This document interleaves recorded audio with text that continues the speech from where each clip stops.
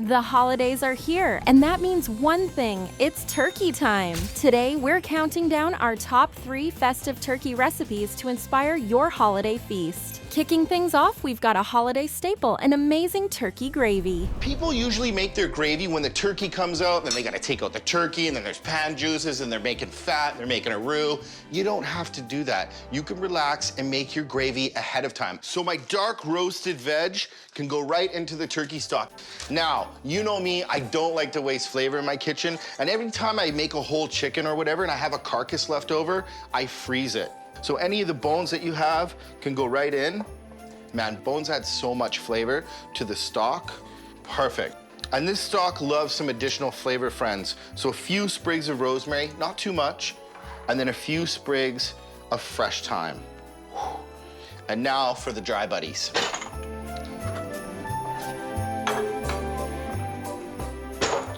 I like to add like 1 little clove. It's just got that Christmassy essence to it, maybe 2. A little bit of peppercorns, not too much, just a couple of them. Just let them dance on top. And a few bay leaves, just tear them up. Then you can start to cook the stock. Don't boil it. You just want a gentle few bubbles at a time. Let everybody get to know each other. And as it reduces, it just gets bigger in flavor and bigger in flavor and bigger in flavor. I made the turkey stock, reduce it down by half, and it's ridiculously flavorful. It just needs to be thickened, and I'm gonna show you an old school trick called the roux. Now, the roux is just equal parts of melted butter and flour.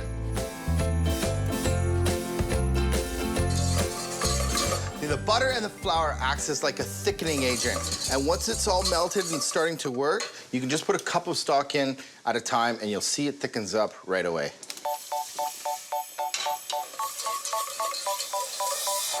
Look at that. Instantly, it almost thickens up. And this is a good chance to kind of let the flour cook out. When I'm thickening any stock, or especially a gravy like this, you gotta cook out the flour.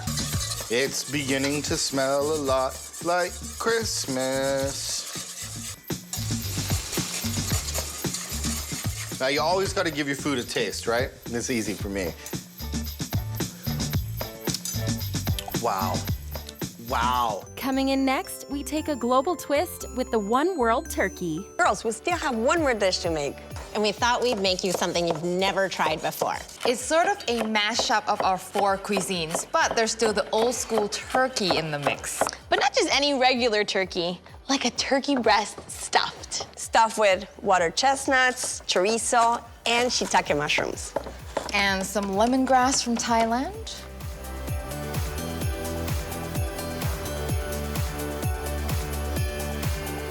We had this turkey breast marinating overnight on a flavorful brine. Now, a quick butterfly, because we want to flatten it out to stuff all that goodness. And turkey breast is really lean, so we've plumped it up by brining it in water with a bay leaf, some peppercorn, and a cinnamon stick. But in our case, we're using fish sauce and soy sauce. And a brine is perfect for any meat that you have at home that you want to add a bunch of flavor and moisture to. We're making like a little turkey remix. Has a little bit of everyone in there. A little One World kitchen flavor. Ladies, it all starts off with a little extra virgin olive oil. I love Christmas time because it's all about cooking with family and friends. Yeah, it's been so much fun cooking with you girls. I don't know how we get anything done around here, to be honest with you. But you know what? Whether you celebrate Christmas or not, all holidays are about getting together with your family and friends and having a great time. And on that note, that smells amazing.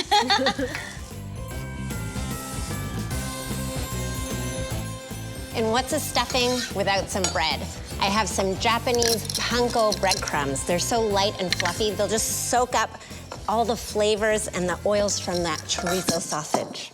I'm gonna cool it off with my Japanese fan. And I'm adding a little extra crunch and texture with water chestnuts, which are actually not a nut, but a vegetable. And of course, a little grassy, flat leaf parsley, my favorite, to brighten up the stuffing. To finish it off, strips of thinly sliced prosciutto to make an outer salty and crusty crunch. Prosciutto side down, and we can start stuffing. Where do I put this for you? Center. We want a lot of stuffing.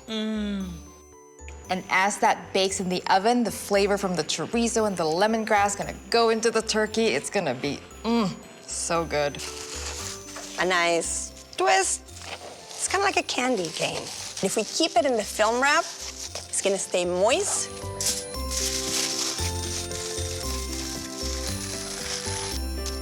We're gonna also put it on the grill.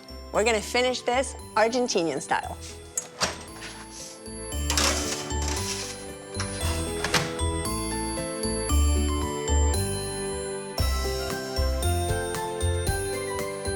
It smells so good. I'm so hungry. I can't wait to eat all of this food. So colorful. And in the #1 spot, we turn up the flavor with a modern favorite, the roast spatchcock turkey with red beans and rice.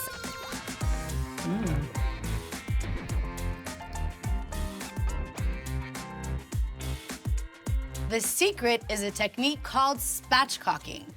First, we take out the backbone. Watch how easy it is.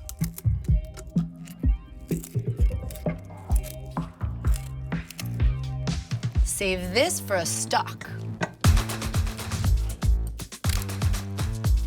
See, that's it. Easy, right? Just put the wingtips under so they don't burn. All right, give it a shot. Now let's amp up the flavors with a marinade. Turkey meat is pretty mild, so I want a bold marinade with a ton of citrus.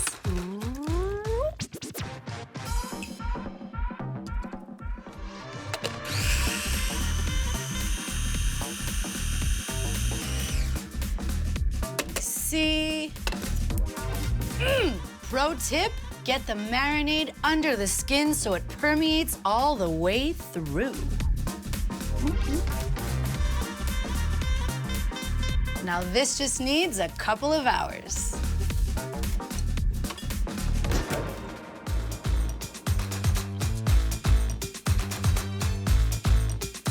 Flattening the bird increases surface area so it cooks in half the time. No more dry bird. I know you all love your mashed potatoes and Brussels sprouts, but let's shake some things up with rice and beans. Woohoo! Woohoo!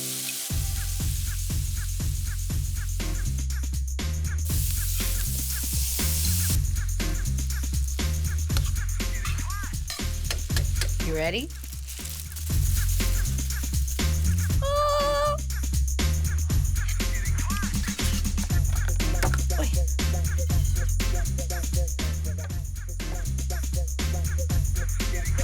Best part.